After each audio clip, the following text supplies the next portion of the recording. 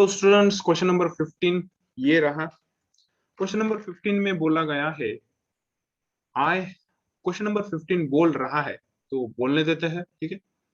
I have a total of ₹300। अरे वाह, मेरे पास 300 रुपए है। अरे वाह, आगे देखते हैं क्या है। I have a total of ₹300 in coins of denomination ₹1, ₹2 and ₹5। तो क्वेश्चन बोलता है मेरे पास 300 रुपए है। हाँ, जेब में तो नहीं है, ठीक है 300 रुपए मेरे पास है, लेकिन वो कॉइन्स में है। अरे बाप रे, ये तो बहुत चिल्लर हो गई।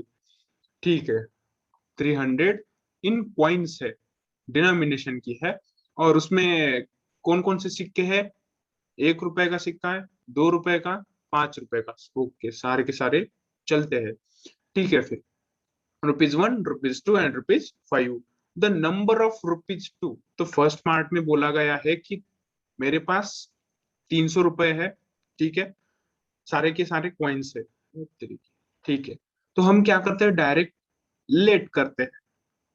ठीक है, तो बोला गया है मेरे पास 300 रुपए है, तो हम पहले क्या करेंगे, दो सारे numbers x, y, z are the number of coins, are the number of coins of coins of ₹1, ₹2 and ₹5 respectively. ठीक है, यहाँ पर हमने क्या किया, ₹1 के x कॉइन्स है, ₹2 के y कॉइन्स है, और ₹5 के z कॉइन्स है। ये हमने यहाँ पर एज्यूम किया, लेट किया। Are the number of coins of ₹1, ₹2 and ₹5। अब आगे क्वेश्चन क्या बोल रहा है ये देखते हैं। तो क्वेश्चन बोल रहा है the number of ₹5 coins is 3 times the number of ₹5 coins। तो क्या बोल रहा है, नंबर ऑफ ₹2 जो है, नंबर ऑफ ₹2 मतलब कितने, y है ना, ठीक है। नंबर ऑफ क्वाइंस ऑफ ₹2 कितने हैं, y है। वो कैसे है, 3 टाइम्स है, लेकिन 3 टाइम्स किससे, नंबर ऑफ ₹5 कॉइन्स से है। तो नंबर ऑफ ₹5 कॉइन्स कितने हैं, z है। इसका मतलब y इज इक्वल टू हमारे पास कितना आया, 3z आया। ठीक है बच्चों, ओके। तो आगे बोला गया है टोटल नंबर ऑफ कॉइन्स जो है वो कितने हैं, 360। मतलब x plus Y plus Z जो है वो कितना है, 160 है, ये हमें बोला गया है। ठीक है, और हमें क्या निकालना है, how many coins of each denomination are with me. तो मेरे साथ यार 1 रुपए का, 2 रुपए का और 5 रुपए के कितने सिक्के हैं, ये हमें निकालना है। ठीक है, तो निकालते हैं। अभी के अभी रुको, अभी के अभी, है ना। तो बाय फर्स्ट कंडीशन, हमारी वही मेथड, बाय फर्स्ट कंडीशन हमारे पास क्या आता है, बाय फर्स्ट कंडीशन हमारे पास दिया है I have total of ₹300 in coins of denomination. ठीक है, तो टोटल ₹300 है मेरे पास, ये मेरे पास फिक्स हो गए। लेकिन नंबर ऑफ क्वाइंस ऑफ ₹1 कितने हैं, x है, इसलिए यहाँ पर 1 इंटू एक्स आ जाएगा। फिर प्लस ₹2 के कितने हैं, y है, इसलिए 2 इंटू वाई आ जाएगा। प्लस ₹5 के z है, इसलिए 5 इंटू z आ जाएगा। हमने पिछले क्वेश्चन में देखा था कैसे, तो ये आप कर सकते हो। फिर यहाँ पर आ जाएगा x plus 2 into Y plus 5z is equal to 300 आ जाएगा। ये हमारा फर्स्ट इक्वेशन आया। ओके बच्चों, अब आगे क्या बोला है, आगे बोला है द नंबर ऑफ ₹2। ठीक है, number of ₹2 by second condition, by second condition हमारे पास दिया है जो नंबर ऑफ ₹2 कॉइन्स है, मतलब y जो है वो 3 टाइम्स किसके है, द नंबर ऑफ ₹5 कॉइन्स, मतलब z के 3 गुना बड़ा है, इसलिए यहाँ पर क्या आ जाएगा, ये 2 आ जाएगा। ओके, ये बात आपको समझ में आ गई? ओके। बाय थर्ड कंडीशन, हमारे पास यहाँ पर कितने कंडीशंस दी हुई है? 3 कंडीशंस दी हुई है। बाप रे, लेकिन बहुत इजी क्वेश्चन है। आप एक बात दिमाग में डाल दो, फिट कर दो कि आपके पास अगर बहुत बड़ा क्वेश्चन, दिखने में बहुत बड़ा क्वेश्चन हो, तो समझ लो उसमें आपको सब कुछ दिया है, आपको सिर्फ वैल्यू पुट करनी है और आंसर निकालना है।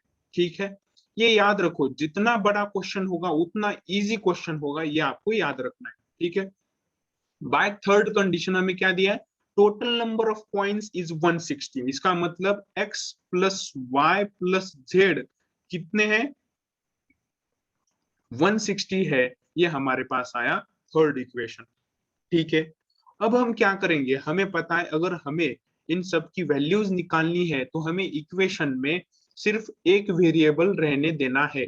ठीक है, तो इक्वेशन में सिर्फ एक इक्वेशन रहने देने के लिए हमारे पास यहाँ पर जो सेकेंड इक्वेशन है उससे हम उसे हम बाकी इक्वेशन में पुट करेंगे। सो पुट इक्वेशन किसमें, कौन सा equation? Put equation 2 in equations 3 and 4, sorry 1 and 3, 3 and 1। Okay, तो अगर आप 3 में रख देते हो तो आपको क्या मिल जाएगा? x plus 3z plus z is equal to 160 आपको मिल जाएगा। यहाँ पर आ जाएगा x plus 4z is equal to 160। ये आपके पास आ गया फोर्थ इक्वेशन। ओके, आ गई बात आपको समझ में? और जब हम इसे थर्ड फर्स्ट इक्वेशन में अगर अब इसे रख दोगे तो आपको क्या मिल जाएगा? x plus 2 into 3z plus 5z is equal to 300 आपके पास आ जाएगा। तो ये आ जाएगा x plus 6z plus 5z is equal to 300 आपके पास आ जाएगा। और ये आ जाएगा x plus 11z is equal to 300। Okay, ये आपके पास आ गया इक्वेशन 5 आ गया। ओके, तो आप क्या करोगे? आप करोगे इक्वेशन, आगे देखो आप क्या करोगे। अब हमें क्या करना है, हमें वैल्यू निकालनी है। तो हमें जो इक्वेशन 4 और इक्वेशन 5 जो मिले हैं वो कैसे इक्वेशन है? इक्वेशन इन 2 वेरिएबल्स है। ठीक है, 2 वेरिएबल्स है और 2 इक्वेशन वैसे मिले हैं। तो हम क्या करेंगे, वो उन इक्वेशन को सॉल्व करके x की और z की वैल्यू फाइंड करेंगे। ठीक है, तो यहाँ पर हम करते हैं इक्वेशन नंबर या फिर इक्वेशन 5 माइनस इक्वेशन 4 यहाँ पर हम कर रहे हैं। तो इक्वेशन नंबर 5 में हमें क्या दिया है? देखो इक्वेशन नंबर 5 में ये दिया है x plus 11z is equal to 300 और हम सब्ट्रैक्ट कर रहे हैं। सब्ट्रैक्ट किसे कर रहे हैं? x plus 4z is equal to 160। x plus 4z is equal to 160। देख लो एक बार सही लिखा है, x plus 4z is equal to 160, x plus 11z is equal to 300। यहाँ पर भी यही लिखा है, x plus 11z is equal to 300, x plus 4z is equal to 160 लिखा है। तो इसे हम सब्ट्रैक्ट कर देंगे। सब्ट्रैक्ट करने के बाद यहाँ पर इनके साइन जो है वो साइन चेंज हो जाएंगे। तो यहाँ से x और x क्या हो जाएंगे? सब्ट्रैक्ट हो जाएंगे। और 11z माइनस 4z हमारे पास आ जाएगा 7z आ जाएगा। और इज इक्वल टू में यहाँ पर ये 0 आ जाएगा और ये 10 माइनस 6 4 आ जाएगा। ओके, और 2 माइनस 1 यहाँ पर हमारे पास ये 1 आ जाएगा। और z की वैल्यू हमारे पास क्या आ जाएगी बच्चों? z की वैल्यू 140 डिवाइडेड बाय 7 और z इज इक्वल टू 20 हमारे पास आ जाएगा। ओके, ये बात आपको समझ में आ गई? यहाँ पर हमने किसकी वैल्यू निकाली? z की वैल्यू। अब हम क्या करेंगे, put z is equal to 20 in equation 2। Equation 2 में हम z की वैल्यू रख देंगे यहाँ पर। ठीक है, मतलब y is equal to 3z में z की वैल्यू हम रख देंगे 3 इंटू 20, हमारे पास क्या आ जाएगा 3 इंटू 20 60 आ जाएगा। ओके, ये बात आपको समझ में आ गई? ठीक है, तो ये आया हमारे पास y।